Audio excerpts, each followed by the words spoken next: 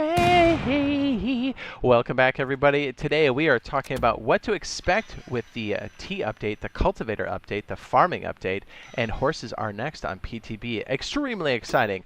And we're talking about Rust Console Edition for the PlayStation 4, the Xbox One, next generations, and everything in between. And I'm Jade Monkey. Okay, so let's go over this. There's a lot to cover here. There's a lot to be excited about. So the T update, the farming, the cultivator update, is coming next May 25th, 2023. And there's also a lot of exciting things, not only with the items and the gameplay loops, but also something a little bit extra. But before we do that, let's talk about horses, our next big mode of transportation on PTB. So if you didn't know, when main branch gets a PTB update, the PTB slot is then open. It typically takes about a month or 6 weeks for this new content to come in, and we do know it's going to be horses last we heard. So what that means is once once main branch gets farming cultivator update, the T update, where you can expect about 4 to 6 weeks, and then we'll see this. It is a big deal. This is our first major mode of ground transportation, which is needed. Absolutely, especially for solos, even for large groups. And there's a lot of really cool gameplay loops that go around this, including the fertilizer and the horse caramels that come with it. But with the cultivator update, there is the horse dung is actually spawning in the game, and we'll talk about that later. So you can actually make fertilizer now, but this will be a better way to make fertilizer once you do have the horses. Speaking of which, you can grab the horses, well, off of anybody's backyard, but there are going to be ranches, which is another safe zone that is now included inside of the game. And there's a place there, there's a vendor where you can buy a saddle, and then you get to pick which horse that you would like to ride away with. In addition to that, we're not sure if there's going to be the double saddles. That's relatively new over on the PC side of things. It is pretty cool, though, if we do have it, because you can basically drive around, you can have your boy in the back, and you can double barrel shotgun people. You're like a walking turret, more like a running turret. It's fantastic. That will be cool if that is in the game. They did nerf the heavy armor on the horses here on PC, so I would assume that we have the same situation there. If not, then wink, you know what to do. You know what I mean? Just get out there and do it. So we're very excited for the horses. We do know that's going to come in right after this. So I would expect, so like what, if it's going to be on the 25th of May, maybe towards the end of June, I think we'll maybe either hear or see something about this coming in next. So that's very exciting. Oh my goodness. Okay, so on to the cultivator stuff. But before we do that, just a little bit, there was a nice surprise when this came in on PTB. And this affects everybody, especially core systems. We had a performance increase in the form of terrain update along with the cultivator. And what this means is the terrain starts to look a lot like this. It looks like a brand new game, actually. You have these fancy boy rocks. Performance is up across the board, especially with core systems. But check this out. We now have fancy boy junk piles, right? Remember all these? Well, that like super fancy now. Same types of loot in there, and then sometimes you can see some loot really like tucked away inside of the wreckage. And actually, if you look on the interior here in the blue basket, those are car parts. We don't have those yet, but that does bring up the question. We didn't get this update on PC until we had a quality of life for modular vehicles, which is kind of like a right? Like no official word from them, but I mean, it's also very good for horses because this flattens out a lot of the terrain and it gives us a ring road, not only for the roads itself, but also for the dirt roads that connect everything. So it makes things a bit more cohesive. If you kind of look on the map, you can see that the ring road actually goes around the entire map itself. And then there's these little like branches and stuff. Very good for vehicles, but also good for horses. Just kind of a nice little... Yeah, I noticed that, right? Because if you've been playing on the PC side, you kind of know how these things came in gradually. So it's great across the board. It looks great, a lot of performance, and it's a nice wink and a nod to the future content that's coming in. So very exciting. All right, so let's talk about the cultivator, the T, the farm update. So first and foremost, these bad boys, we can finally use these to some degree. I mean, you could use them before, but they actually have a purpose. You can clean water, and clean water is the new resource. I know it doesn't seem like a big deal now, but I'm telling you it is. It's like at the core of all of this. So this is a nice primitive way to clean up your water. It's very functional, and we can actually use our fancy boy skins now. So check this out. I know a lot of people are like, oh, farming, boring. No. This affects everybody in multiple ways, and here's one of them. T's. Big time, right? You can increase your production for like farming across the board. I'm talking about ores from metal, stone to sulfur, right? and it goes from basic, advanced to pure teas. So it starts to increase over time, and it is substantial, especially if you have a jackhammer. And if you're farming wood, because I know we all hate to farm wood, well, get this. You can do a pure wood tea, then you can pop yourself a chainsaw and get like 100,000 wood in like 20 to 30 minutes. Does that blow your mind? It should. It's absolutely ridiculous. And for you PvP chads that are like, boring, check this out. Would you like to have more health during combat? Of course you would. Would you like to have another way to heal yourself other than med kits and med pens? Guess what? Teas, right? Bam, right in your face. They're fantastic. And there's also a great way to not only farm this up, but then sell them in vending machines, because the chads need them, man. They definitely need them. So there's a lot of really cool stuff here with the mixing table. One last thing. If you want to make more gunpowder, you can do it here in the mixing table. It's 10 charcoal less than the standard BP. But more importantly, you can craft it here and then walk away. I don't know about you, but every time I set up for a raid, it really stinks when you have to be anchored to the base, because it's irresponsible for you to walk outside while you're crafting not BPs, but a GP. Jeez. You know what I'm talking about? Sure you do.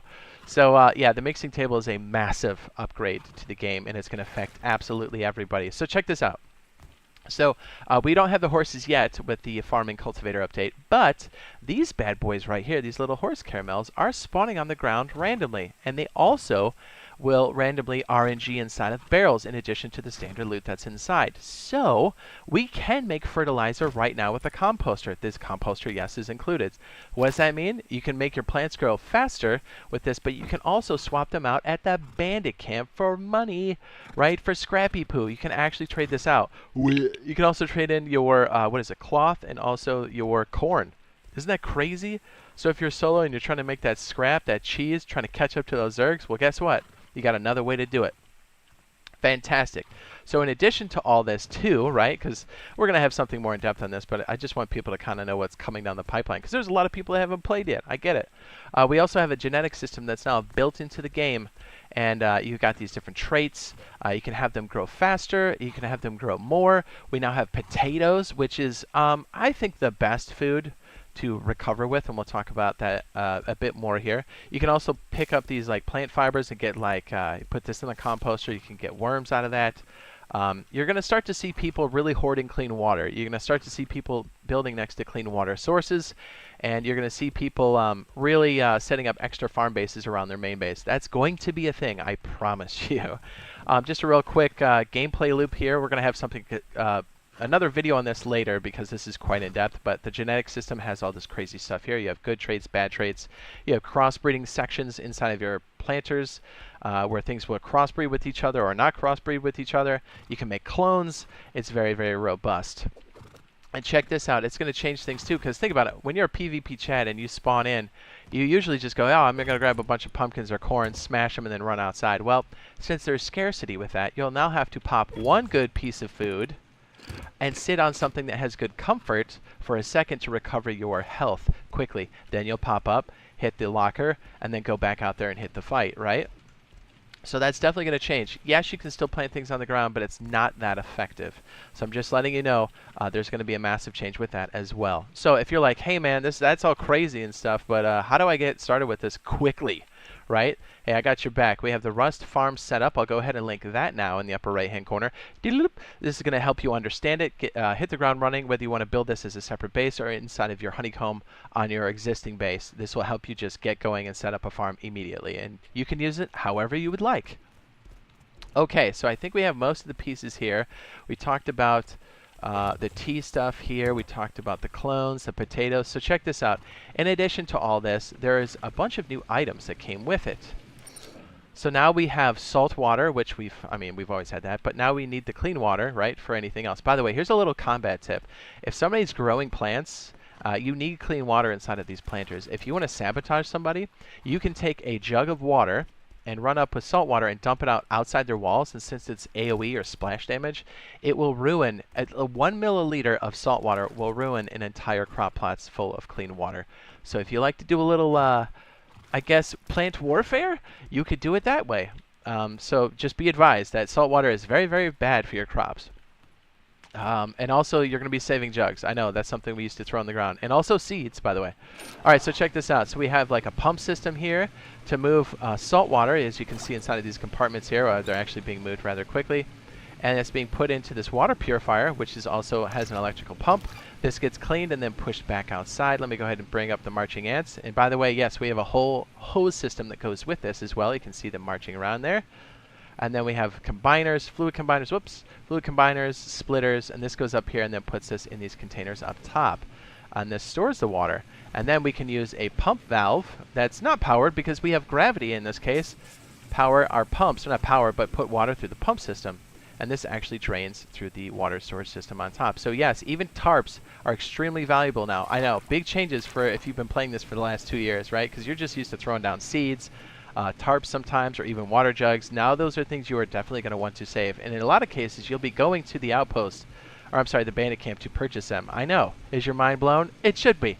So since this does involve a lot of electricity with the hose system, and there's a lot of similarities to the hose system and electricity, but they are all used together, and you missed out on the electricity prior to this, just know I have the Rust Power setup to help you dive into this stuff if you need to hit the ground running with this as well. So I'll go ahead and link the Rust Power setup now in the upper right hand corner. If you want to go check that bad boy out. So lots of very exciting stuff, massive changes across the board, and dare I say fun changes, performances that have been fantastic. We have the horses on the cusp, on the horizon, and I think with a lot of this performance update that did come in, I think this is really kind of giving us a nod as to what's coming in the future. Is it cars?